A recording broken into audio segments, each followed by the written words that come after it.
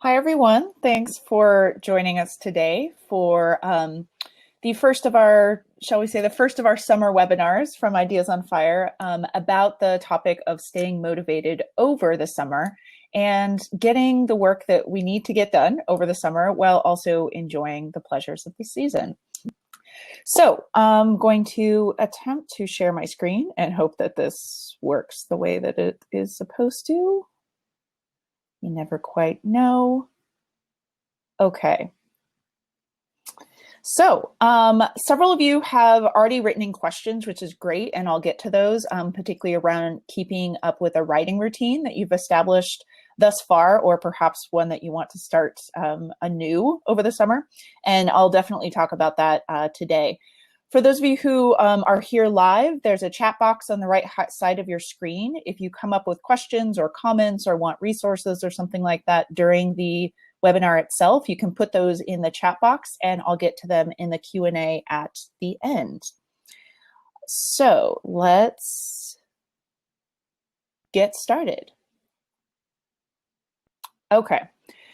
So as you might have expected from an Ideas on Fire webinar, one of the ways that I'm going to encourage you to think about approaching your summer and keeping on track with your summer goals is to make sure that you're super clear about what those goals are. One easy way to do that, and the way that we talk about this at Ideas on Fire and in the Grad School Rockstar program and Dissertation Rockstar Bootcamp, is to map out your summer. So we use a tool called our roadmap tool. And in the slides that I'll send you a link to at the end of this webinar, you can download that tool if you don't already have it. Those of you who are in the Rockstar programs, you're quite familiar with the roadmap tool. Those of you who are not, this is a chance to get to know it and use it to map out your summer. So basically, to start off a summer that you feel good about, that helps you meet your goals, that sets you up to complete the projects that you want to do, you need to think about the goals that you want to set for the summer in a holistic fashion. So I want you to start thinking about what are the summer goals that are going to be useful for you, that are going to be realistic for you, and that are going to be holistic for you in terms of the energy, resources, time, and priorities that you have for this particular season. I know it's super tempting, particularly for those of us who have spent the semester before this teaching or grading or rounding out kind of on-campus activities. I know it's super, super tempting to think that this big, long summer semester you have ahead of you will let you do everything, right? It will let you make up for all the things you didn't get to during the academic year. It's a reasonable assumption, that's a reasonable temptation. But of course, as we know, that's not very realistic.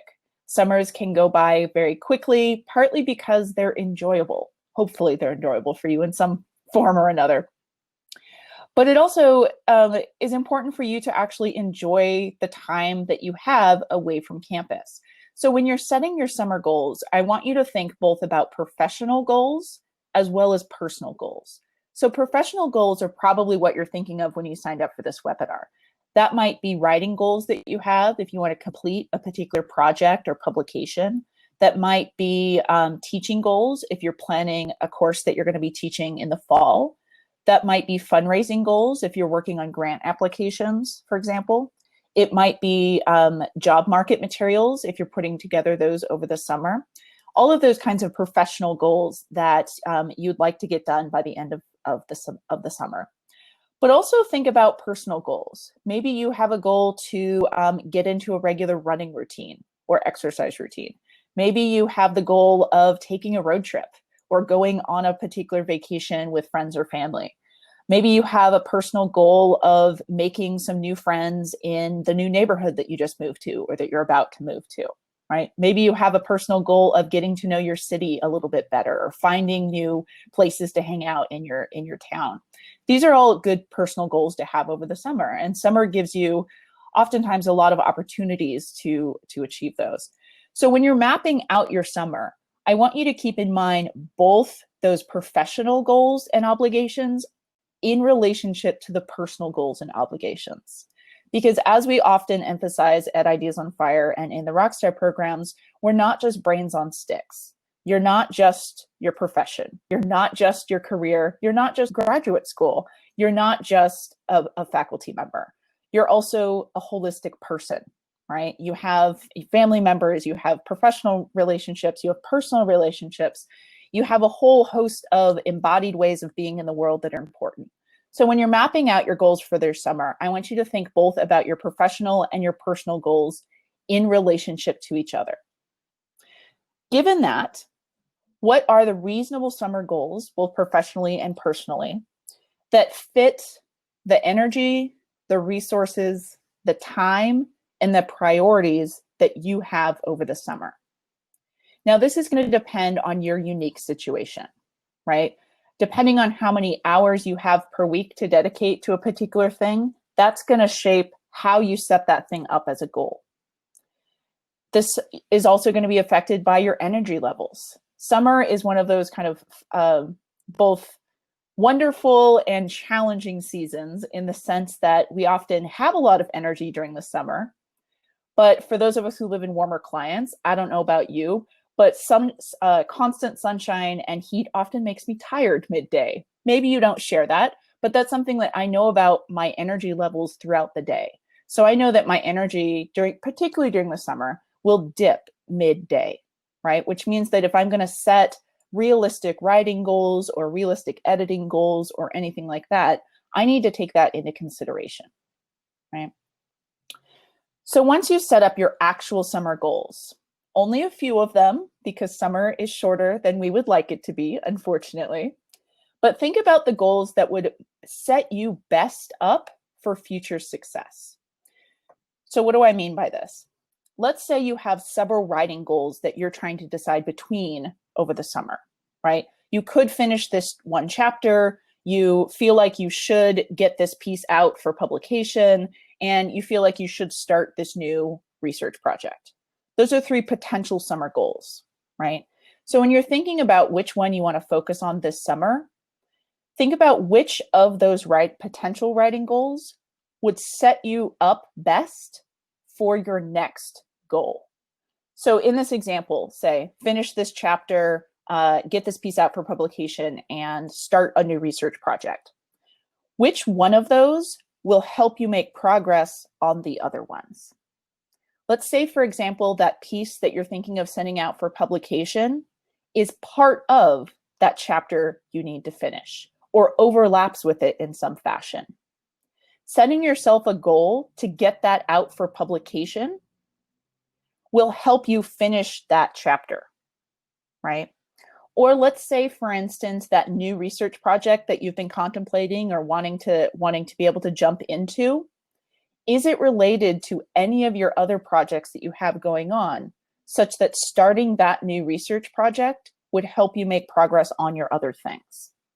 Maybe that new research project that you would start doing research on over the summer ties into a course that you're going to be teaching in the fall. Now, you're going to need to do prep for that course anyway, come fall, hopefully, probably come like August, right?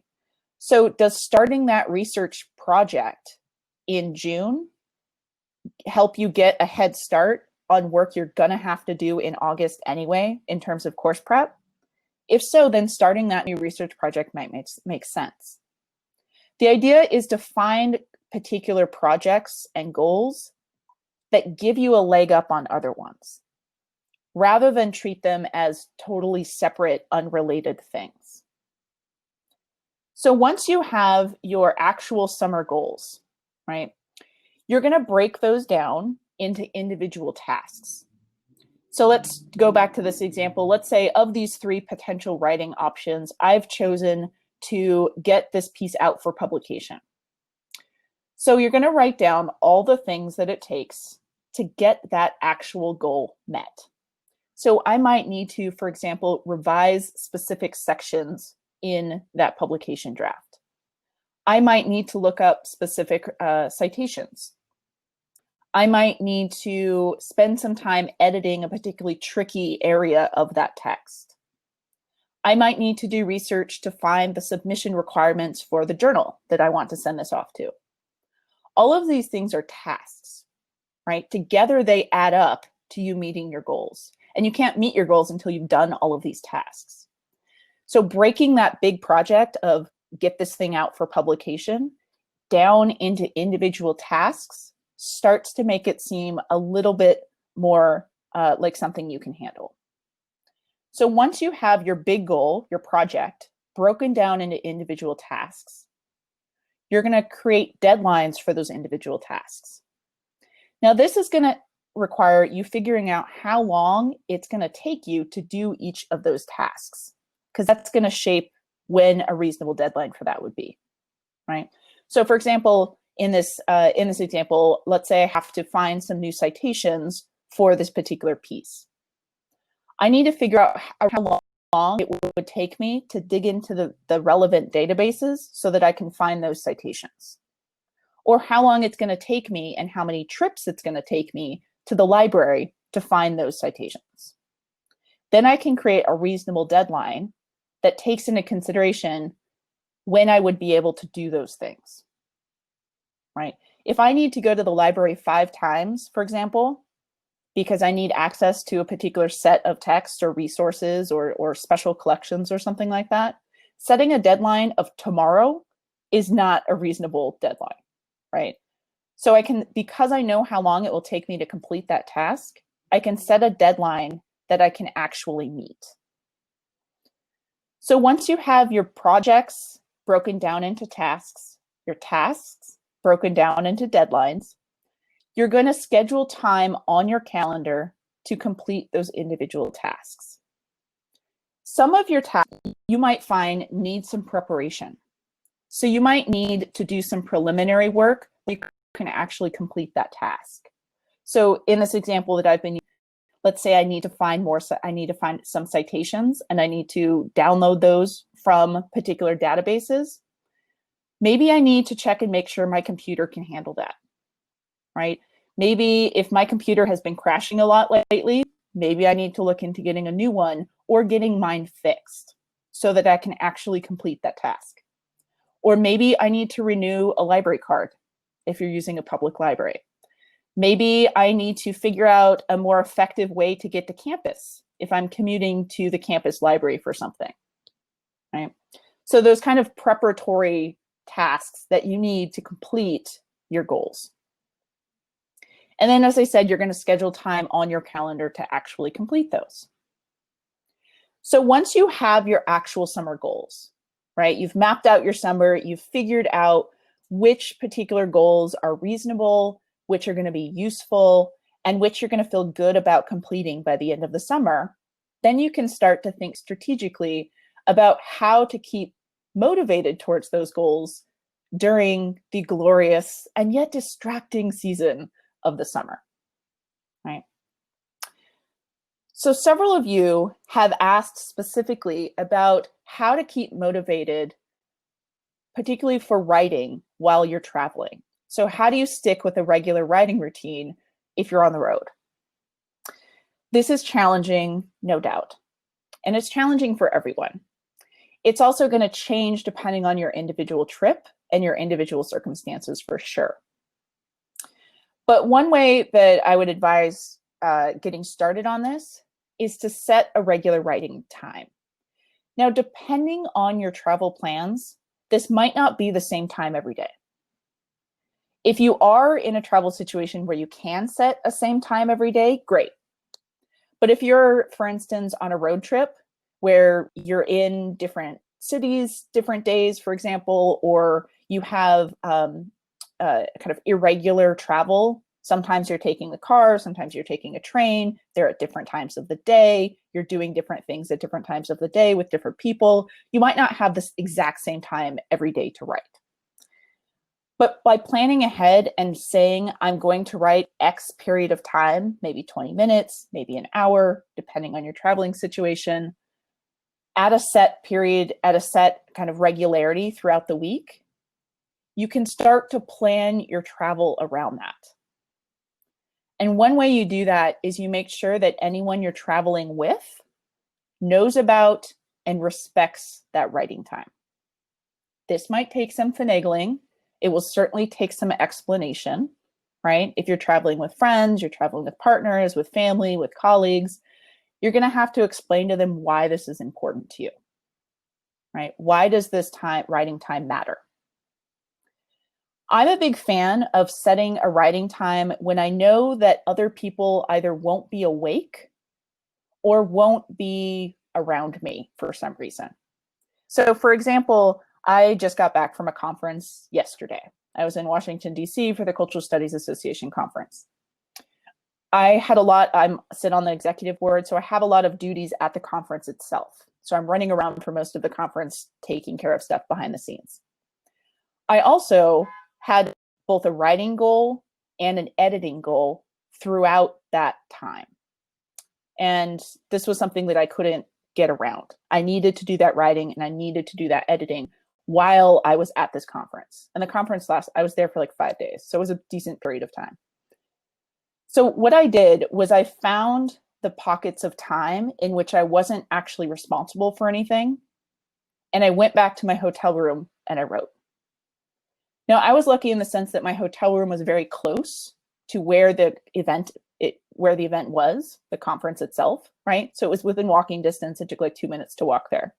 But I literally removed myself from the social space of the conference to my hotel room so that I could spend an hour writing. And then I went back to the conference, right? Depending on your travel situation, you might not be able to physically remove yourself in exactly the same way. And you might not be able to have a whole hour to set aside, right?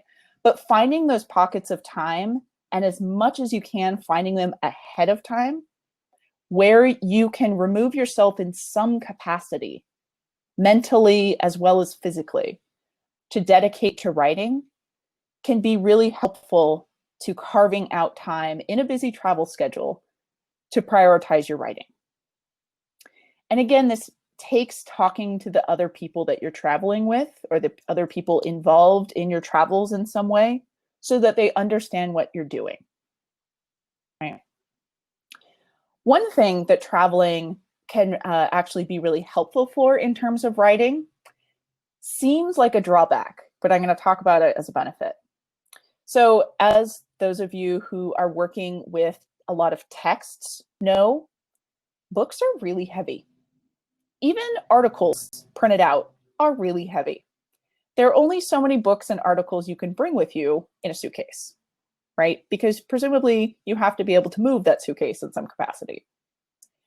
So oftentimes we think of this as a drawback, right? We can't bring all the sources that we need to write the thing that we want to write when we're on the road. I want to encourage you actually to think about this as a benefit. One of the biggest kind of areas of improvement or things that writers struggle with, particularly graduate students, but not exclusively, is foregrounding your own voice rather than burying it under the words of others, right? So I want you to think about the fact that we can't bring lots of secondary sources or even primary sources with us while we travel as an opportunity to foreground your own voice. Try writing your regular writing routine that you've set up for your traveling. Try writing with just your voice. No other scholars, no citations, no looking stuff up in texts. Just write. If you're working on a dissertation or you're working on a journal article or you're working on some other kind of scholarly writing, chances are you're writing about some object. Right? It might be a performance. It might be people's words if you're doing an ethnography. It might be a written text, a novel, a play, etc. But you're writing about a thing, right? Try using your travel time to write about that thing just in your own voice. When you get back home and things calm down, you can always go and add those secondary sources. You can always go and add those citations. You can always go and look up, oh, what did Butler really mean about that? I didn't remember the exact quote, right? But try using your travel writing time to just focus on what you have to say about a thing. That's one way that you can use the kind of chaos is perhaps a strong word, but the uncertainty or the unpredictability of traveling, which is inherent in a travel schedule, you can use that to your advantage to actually strengthen your writing rather than seeing that as a detriment. Okay, so the next, so for the rest of the webinar, I actually want to share some kind of tips and strategies that several of the other Ideas on Fire team members advocate for how they keep motivated over the summer, particularly when they're traveling, right? So some of you might be familiar with Kate Drabinski, one of our Rockstar program coaches.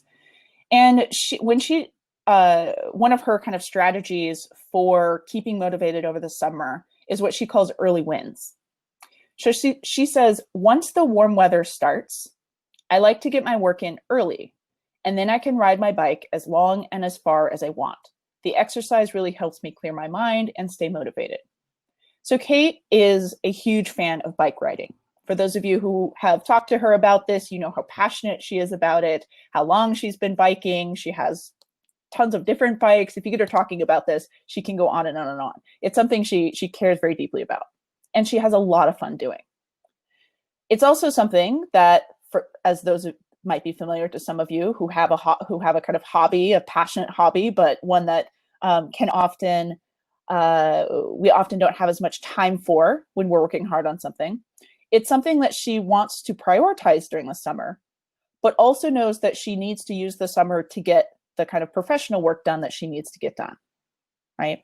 So her strategy for this is to put that professional work, those writing deadlines, those teaching deadlines, those any kind of preparation work she needs to do, to put that first so that she doesn't have to worry about it for the rest of the day.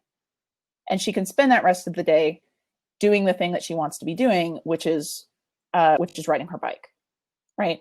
So you might think about how, when you're dealing with the various kinds of professional and personal goals you have over the summer, how can you put the work that you have to do earlier so that then you can spend the rest of the day doing other things? That might be spending time with family, that might mean traveling, that might mean riding your bike, it might mean whatever it is you want. It might be doing nothing. I'm a big fan of doing nothing. It can be really useful as a break, and we'll get to that in a minute.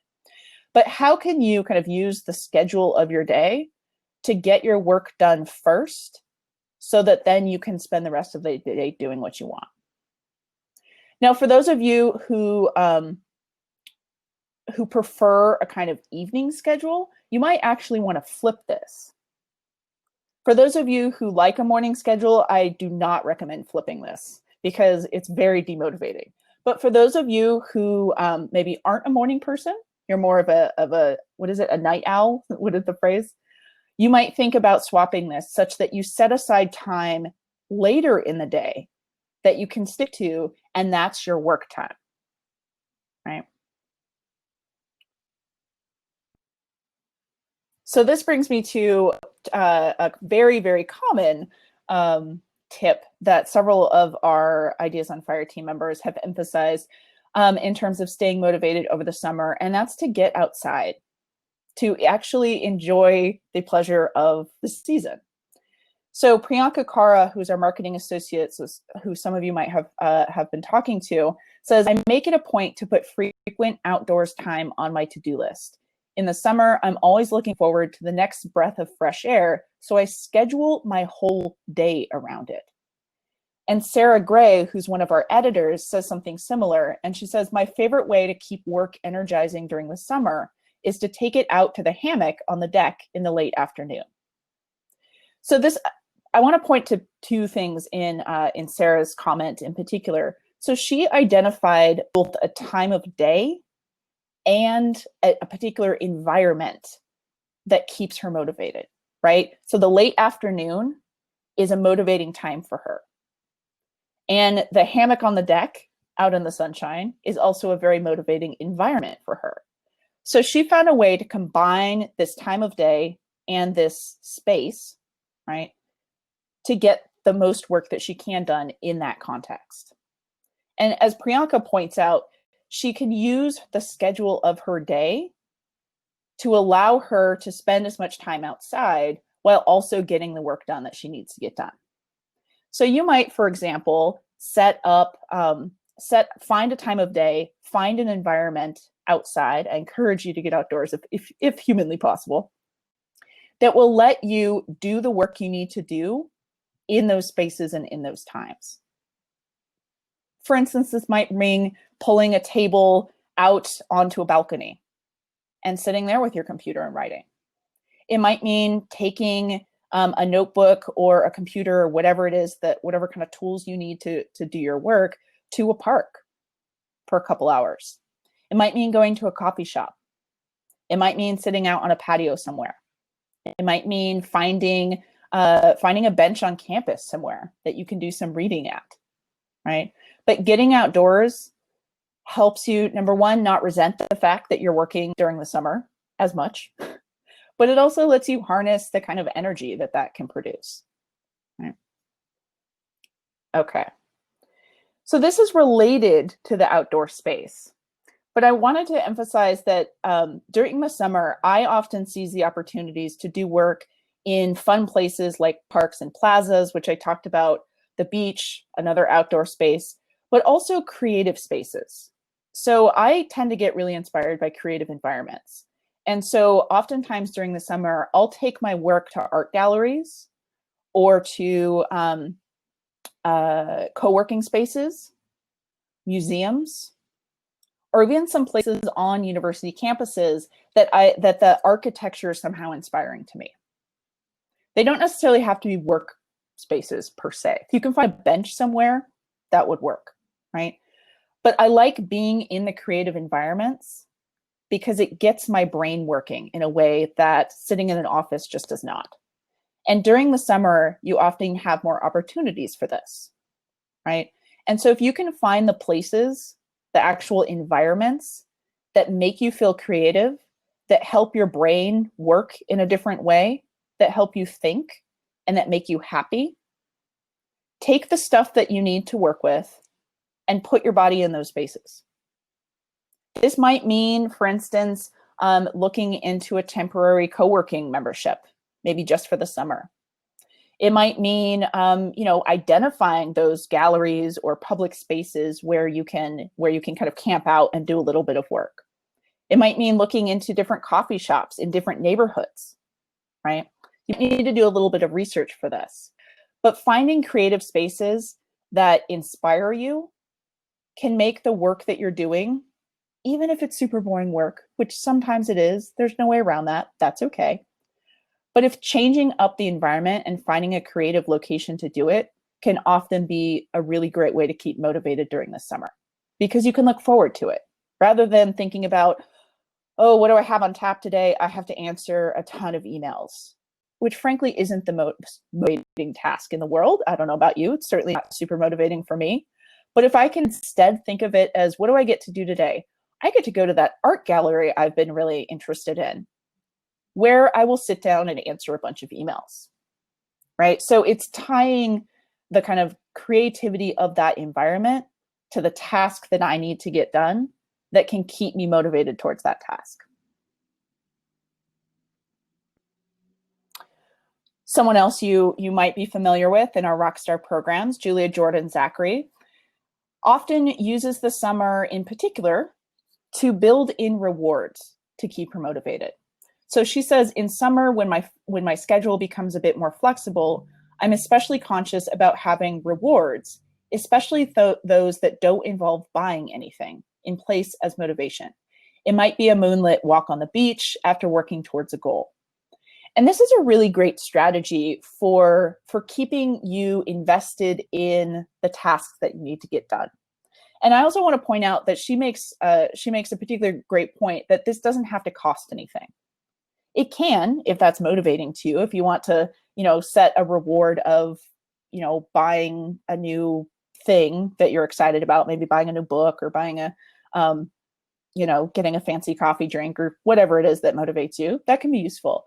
But she points out it doesn't have to be, right? So these rewards can be things as simple as a moonlit walk on the beach, which just sounds lovely, doesn't it? It could be going to a particular place, or spending time with being able to say, have a friend date after a work day, right? It doesn't necessarily have to be, it doesn't necessarily have to involve buying anything. But setting up rewards, so after I get these things done, then I will get to do this reward, can be super motivating and help you keep on track with your goals.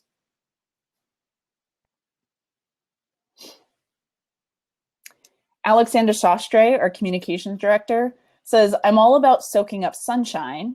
So in the summer, I try to make time to go for a walk every day and actually be outdoors. Doing this not only gives me the energy to keep up with my writing, teaching, and other projects, but also makes for great brainstorming time free of digital distractions. So Alex is really good about reminding herself and the rest of us to take breaks, right? Now, it might seem paradoxically harder to take breaks during the summer because we tend to think of summer itself as a break. But if we spend our summers working, which almost all of us do in some capacity, despite the rather kind of silly stereotype about academics, having summers off, if only that were true. But since we don't have summers off and we continue working during the summer on various things, Alex encourages us to think about the importance of taking breaks. And that means an actual break, right? That might be a small one. It might mean literally getting up from your computer and moving around your house at a regular interval. That can be really useful. Move your body in some capacity. Look away from the screen. Give your eyes a rest.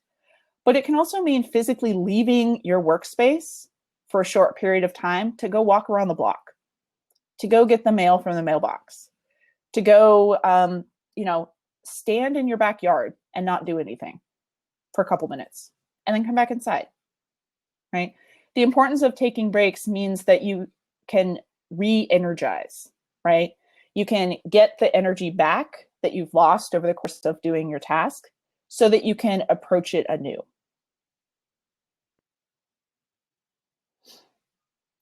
One of our other editors, Michelle Velasquez Potts, who I think some of you actually know, also emphasizes self-care during the summer. And again, this might seem redundant because summer seems so lovely and just kind of imbued with self-care.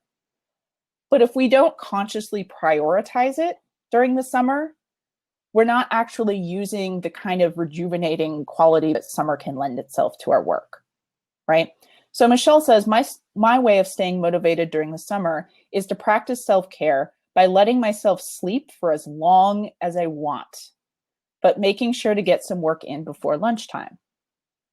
So again, here she points to two important things, right? Number one, sleep, and sleeping for as long as she wants and not feeling guilty about it, right? She also has identified the particular time of day that works best for her to get work done. So I don't want you to kind of perceive this as you have to get work done before lunch, otherwise your day is failed. That's not true, and it's definitely not what she's saying. She's saying she's identified the pre-lunch time as the best time for her to get work done. It might not be the best time for you, right? You might want to get work done in the afternoon or in the evening or at 2 a.m., whatever works for your unique sleep patterns and body and situation, right? But I think her point about sleeping for as long as you want and not feeling guilty about it, not feeling bad, not feeling like you should be doing something else, which, as we know, means that you won't sleep, that's super important, particularly during the summer. I don't know about you, but I tend to be more tired during the summer. I tend to sleep more during the summer. I tend to take more naps. And it's good, right? It's good to get sleep. It's good to let your body sleep when it wants to. That's part of how you are productive. For those of you who have any experience pulling all-nighters or not sleeping because you're doing work, you know that that's not a productive strategy, particularly long-term, right? So summer can be a great opportunity to set yourself up with a sleep schedule that you don't feel guilty about. Okay. So I'm curious to hear from you what your favorite way to stay motivated during the summer is. And I'll stop sharing. My screen. Oh, where is it? Haha, there we go. Okay.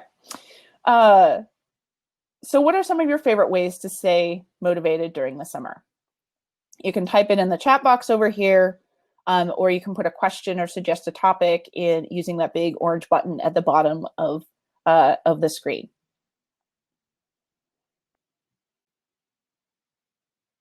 So one thing that I've found, as you're thinking, one thing that I found really useful is because I tend to work best in the morning. Not everybody does. You don't have to. It doesn't make you a better person or anything. It's just how your brain and your body work. I tend to work better in the morning. During the summer, that's doubly true because I also tend to wake up naturally earlier in the summer. I don't know why that is, but it's true. Which means that if I can get the same amount of work done earlier in the day, that means that I have more of the afternoon and of the evening to do things for fun, to do things like spend time with friends and family, to go to events, to spend time doing and being with people and things that I like. It's tempting, perhaps, for some of you, maybe not all of you, for some of you, to fill that time with more work. For instance, if I have 5 tasks and I get them all done by 11 a.m., it can sometimes be tempting for folks to start on the next 5 tasks, right? But I'm going to encourage you not to. Since you created that map for your summer in which you picked the goals that made sense that you could actually complete in the time that you have, you've figured out the schedule you need to have to complete those things. It'll work, right? So long as that schedule actually made sense and was realistic, right? So while it can be tempting to just keep going, just do the next thing if you have some extra time, it's a super common practice in academia. It also can lead to burnout really fast, right? Those breaks, those fun things that you're doing with friends and family, that kind of enjoyment of the season, they aren't distractions from the productivity you want to have over the summer. They're how you get those things done.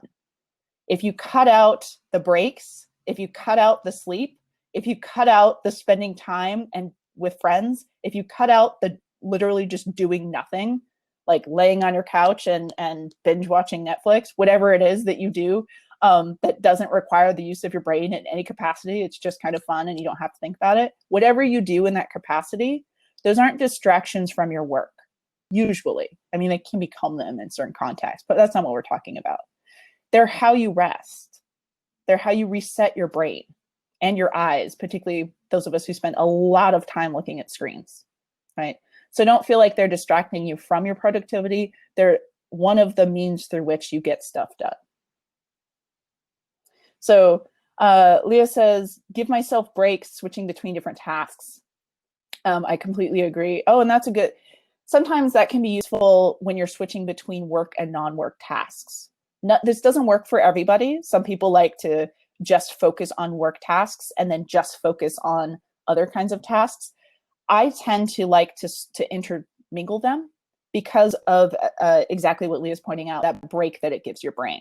So for instance, if I need a break from a writing task, I'll go downstairs and load the dishwasher, which is not a particularly fun task. I don't enjoy it, right? It's not like that's my fun activity or my reward or something like that, but it is something I need to get done that day, right? But because it uses a completely different part of my brain and not very much of my brain at all, it can work as a good kind of break from that writing task. Leah also says, my biggest challenge is being overly ambitious and trying to do too much at once and not getting anything done. I also find that I'm behind during the regular semester, no matter how much teaching prep I do during the summer. That's a really common situation. I think a lot of people would agree with that and certainly have a similar kind of situation. It's one of the reasons why that map can be so useful, because it forces you to think realistically and holistically about the resources, the time, and the energy that you actually have over the next several weeks of the summer, right? So when you're setting goals for the summer, again, I know it's super tempting to see this long drawn out period of time as just kind of boundless. But once you start to list out, what do I need to do? What could I accomplish? What are both the professional and the personal things I have going on? You start to get a more realistic sense of how long you have, how much time and how much energy you have to dedicate to particular things. And that will hopefully, I will encourage you to let it, help you make more realistic and smaller goals for the summer, right? So instead of thinking that I'll be able to start a brand new research project and get a brand new publication out of that old research project from scratch and finished another chapter in a totally different book manuscript I'm writing, and take 17 road trips and plant a garden from scratch and do all of these other things, that all of which individually sound lovely and are perfectly good goals to have if you want them. But doing all of them simultaneously over the summer or any semester, to be honest, is probably not going to happen. So when you start mapping out your summer and you get real about the amount of energy and time that you have. And remember, summer is only, what is it? Like it's only, I mean, depending on your schedule, it's only 3-ish months long. That's not very long at all, right? So once you get realistic about the amount of time and energy and resources you have, you can start to make goals that actually fit your real life, as opposed to this magical dream life that you wish you had, in which you have boundless energy, boundless resources, endless amount of time. You never need to sleep. All of, no unexpected things happen. Everything just kind of magically works out the way that no life ever actually does, right? And that can help. Creating goals that actually fit your life can both avoid some disappointment for you, but it also can help you actually reach them. Are there other either strategies that folks have used to keep motivated over the summer, or challenges that they've faced in keeping motivated?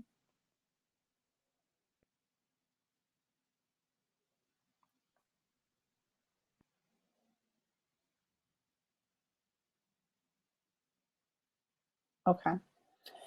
Well, if you, for those of you who are in the Rockstar programs, I'd love to keep talking with you about this. I know the other coaches will be checking in with you a lot about your roadmap goals and your projects that you're working on over the summer. So we can certainly keep these conversations going.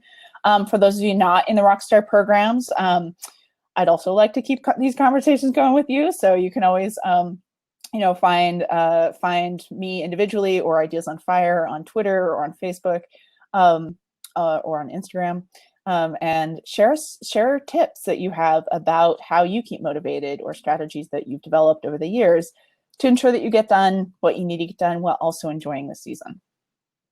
So our next webinar is coming up June 13th, and that's a Rockstar program webinar. And that is about writing for non-academic audiences. And our Rockstar program coach, Kate Drabinski, the one who loves to ride her bike, she'll be leading that. And she has a long history of writing for newspapers, for magazines, for non-academic audiences, and translating her academic research into language that works for diverse audiences. And so if you're interested in exploring non-academic publications, or just want to hear more about what that transition is like, or what that translation is like, I highly recommend that webinar. And as I said, that's coming up on June 13th at 12 p.m. Eastern Standard Time. But the video replay will also be available at any time. So if you can't join us live, you can always catch us later. So thank you for being here and for kicking off, hopefully, what will be a productive but also enjoyable summer. So have a fabulous rest of the day, and I hope to see you at our next webinar. Bye.